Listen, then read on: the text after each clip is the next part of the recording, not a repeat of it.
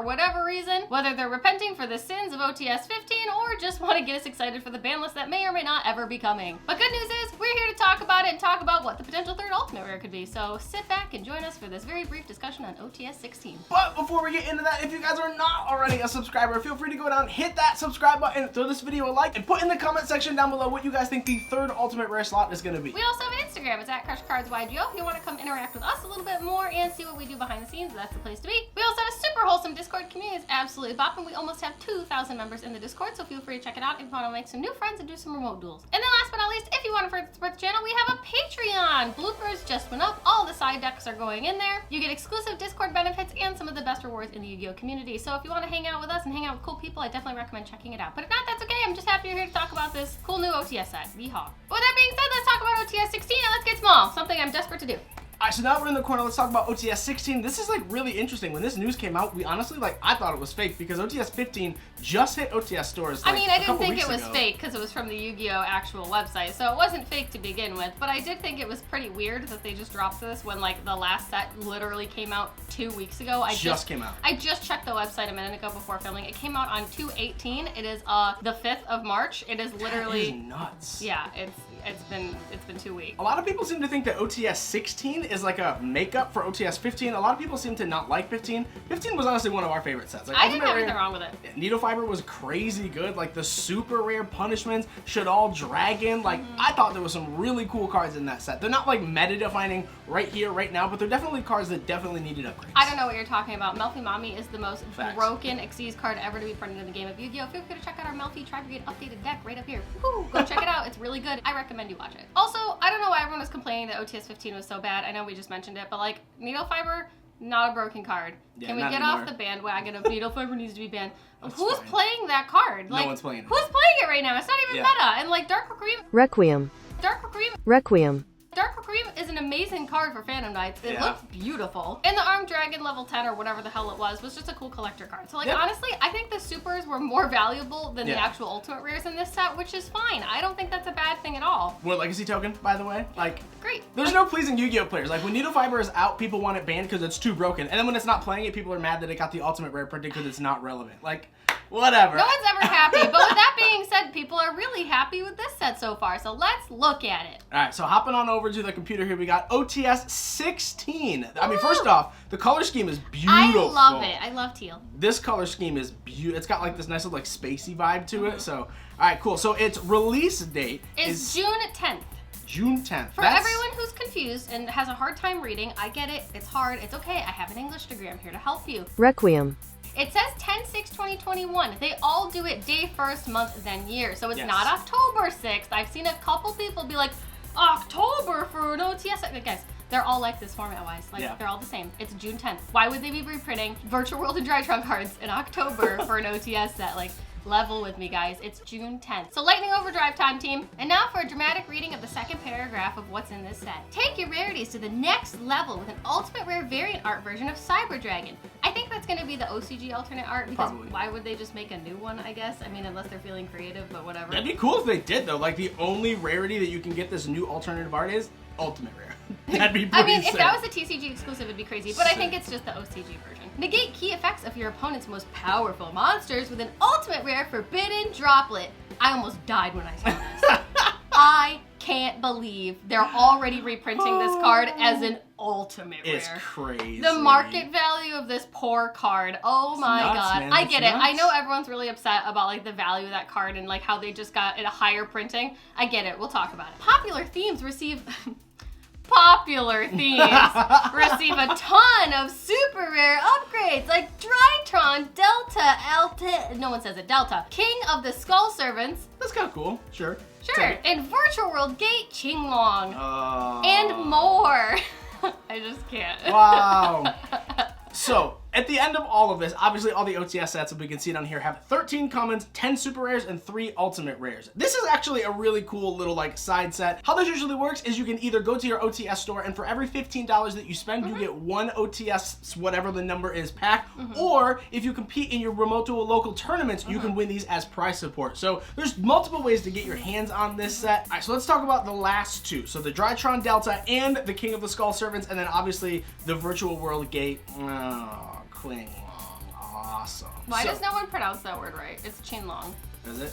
I don't know why people call it Qinglong. Oh, okay. It's Qinglong. Well, there you go. You heard it from a pro over here. So what does this realistically tell? So the ban list is not out yet, which is interesting because it's a whole week past the date, but that is how it normally works. It's either 2 weeks early or 15 weeks late. So this tells us that in Konami's eyes, Virtual World and Drytron are probably not going anywhere in the metagame. And they think that people are really excited about those decks. I mean, I would argue 40% of the people that are playing those cards are very excited about it. The other 60% of the player base is like, oh, it's these decks.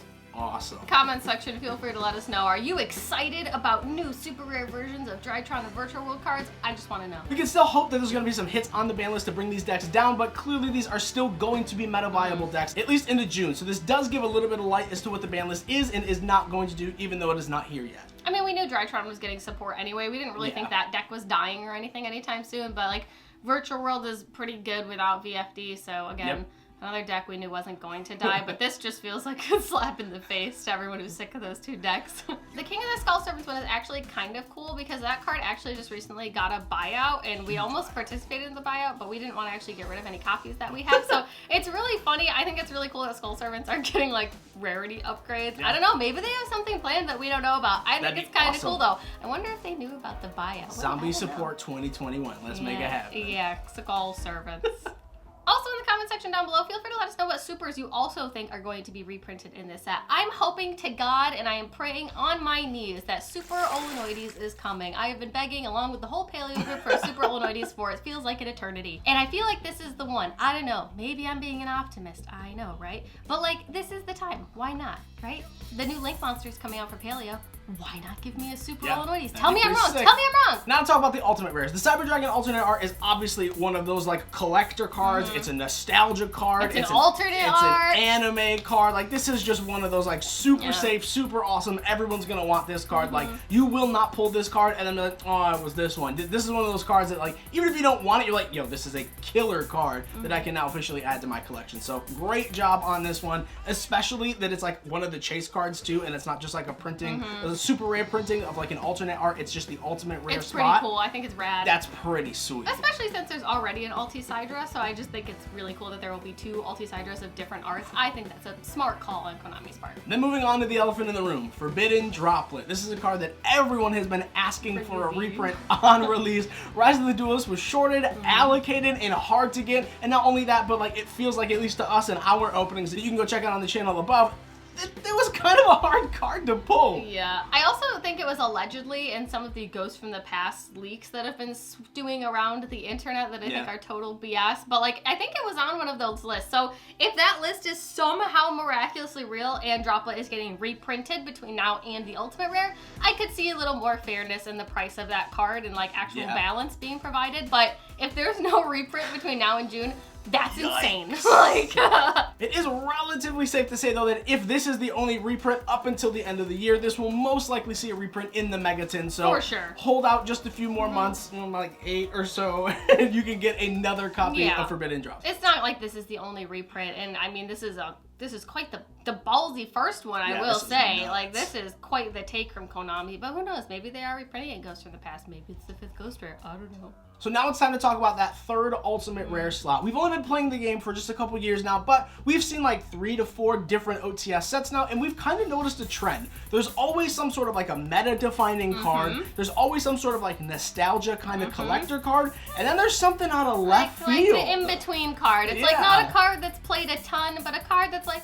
oh, this is kind of good like rogue deck. For instance, the last set, Needle Fiber, is a meta-defining card. Is it played in the meta at the moment? Not necessarily, but it is one of those cards that when it hit sets and people started cracking it and playing it, it was just absolutely insane. The Dark Requiem Xyz Dragon was for Phantom Knights, which is arguably a rogue deck, so it kind of falls in that like off to that like out of left field side. And then of course there is the Armed Dragon card, which is just that collector nostalgia value. Very. So like it does seem that there is a pattern, and we noticed that with a couple of OTS sets. So like we have Cyber Dragon, which is the nostalgia card. Yeah, easily the nostalgia. We have Droplet, which is obviously the meta card. And then we have this mysterious left field card. So we actually went to, well, we as in me, went to the community page and I put up a poll earlier today, just a couple hours ago, to ask you guys, what do you think the third Ultimate Rare would be? And I wanted to kind of gauge the field. So let's check that out over here.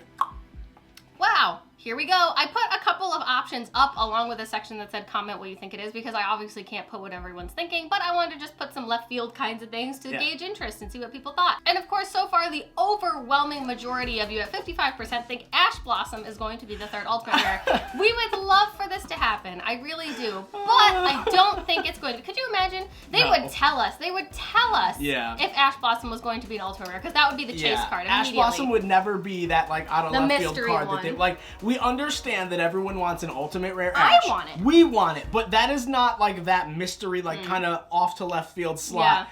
Ash Blossom would be the chase card. That would be pasted everywhere. We don't know Konami. We don't work for Konami, but I can tell you, as far as like the business and marketing aspect goes, if Ultimate Rare Ash was in this set, that would be the first words you would read. Oh, for sure. So I think it's safe to say we can cross that one off the list. I wish it was, but it's just not. Not this one, team. Not this one. Maybe 17. Maybe for like 20, like the anniversary, the 20th anniversary. Bam. I don't know. And make it forehead, please. We don't need that feetness over here. I would die.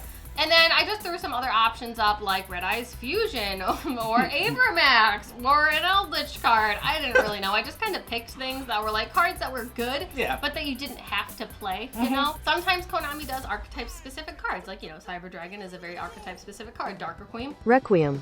Very archetype-specific. But, like, it doesn't have to be. I pinned the first comment because I think it's actually, like, it's literally what we just said, but I read it and I was like, oh my god, someone else understands the trend, too. Simon Diebolt says, we have the meta card with droplets, the popular archetype with Cyber Dragon, so I think it will be a random rogue card like Requiem, Rafflesia, Super Poly, etc. Yes. Someone gets it. Someone's on it. That's really, see, glad great minds think alike. Love you, Simon. Joe over here, Joe's actually in our Patreon. Shout out to Joe. What's up, Joe? Love you, bud. Joe thinks that it could be Dragoon, and I'll be completely honest, I think, hot take here, Forbidden Droplets getting an ultimate rare printing, that's one of the main outs to Dragoon, so I think that's kind of a safe bet that like Dragoon's not getting banned. So I think it'd be nuts to get another meta-defining card. I don't know if this one's like out of left field, but I think it's safe to say Dragoon's not going anywhere. Is it going to be ulti? Joe did mention, though, on top of Dragoon, which, you know, not necessarily the most plausible, said they haven't done a synchro in a long time, so Borreload Savage could be an ulti, and I think that would be rad. Again, not a meta-defining card right now, but still a really good card that could come back in popularity. Like, I agree. I think that'd be rad. If Borreload Savage is an ulti, that'd look sick. One of my personal picks was actually Crystal Wing. I know we just got a super rare printing of it in the OTS. I think it was like 13 or 14. So it's probably not likely, but like that's definitely a synchro card. Wind Witch has just got a ton of support, so it would boost that as well. Hot take, maybe it could be that. All right, let's keep going on and see what we have. And then we have our dear darling Greg, who is one of the most active people in our Discord. I love Greg with all of my heart. Greg is perfect and Canadian. Greg said that he has a sinking suspicion that the third ulti could be Electromite because the ban list is coming. Wow. And June is a long ways away, and who knows if they bring Electromite back to 1 or even 3. I don't know. Konami's done wild things. It could be Electromite. Trip would literally die. Like he breaks tables now. Imagine what the man would do with an ultimate rare Electrum. Just imagine. Oh boy. Devil Gundam 425 also said that Evenly Matched is a potential contender. I actually think this is a really good one too. Again, Evenly Matched is starting to see play in side decks again, and it's a fantastic card. It's been reprinted several times now, so I think an ulti would actually be really cool, and it wouldn't throw its market value off too badly. It's really interesting to think about traps as well, because something that we said for the last OTS set was like one of our picks, both of which were Torrential Tribute and then like Scarlet Sanguine or something of that line. There haven't been a trap in 2 or 3, yeah. 2 or Judgment was the last one, right? And that was OTS 13? Yes, I believe OTS so, 13, yep. It's also cool to see, Liam said it could be a card potentially coming off the ban list, so there's a plethora of options for that one. Yeah. Let us know in the comment section down below what you guys think it could actually be. Best deck. Our local Speedroid player and patron as well, Kevin, said, hi Speedroid Kite Drake or Crystal Wing Synchro Dragon. Both things that are totally plausible because Winds are getting support in one of the new sets, whatever it is, I can't remember. But that would be totally cool. I think Crystal Wing is a very potential contender. And I'd play Alti Crystal Wing all day long. Thanks, Kevin. Speedroid best deck. Or Dark Ruler No More. I don't know about that one, but I think that'd be cool. I'd play that. That'd look pretty. And then just moving on down the line, we have cards like Verte Anaconda, Forehead Ash, or none. I mean, yo, facts right there. And then hilariously, 2 comments under his Feet Ash. We're not doing Feet Ash, I think I replied to this. Shh. You don't talk about it. No fee. So yeah, feel free to comment what you think in the comment section down below. Let us know what you think some of the supers might be, what you think the third ulti might be. We want to talk to you guys about it. Let us know. We're open to suggestions. Again, we don't work for Konami yet. Well, that wraps it up for today's video. It's literally just a discussion video. Let us know in the comment section as well if you guys like these discussion videos. Yeah, we just wanted to update you guys. I know you all probably already seen this by now, but we just like to put it out there to talk about. I don't know. Super fun. Yeah, this is like a really cool discussion point, and this is one of those like hypothetically it could be this, it could be that. Everyone like Yu-Gi-Oh players love that hypothetical. And if anybody guesses the ulti correctly in the comment section here, maybe I'll like, I don't know, maybe I'll give you stuff. Yeah, maybe we'll do like a giveaway for whoever guesses the actual I got a whole bunch of stuff, so like, I'll give you stuff. So make sure you comment if you're still around for this, don't forget. But hopefully the ban list drops soon. Hopefully you're having a super duper week, and if not, it's the weekend, so you can have a super duper weekend. We love you, you matter, and we will see you guys in the next video. See y'all.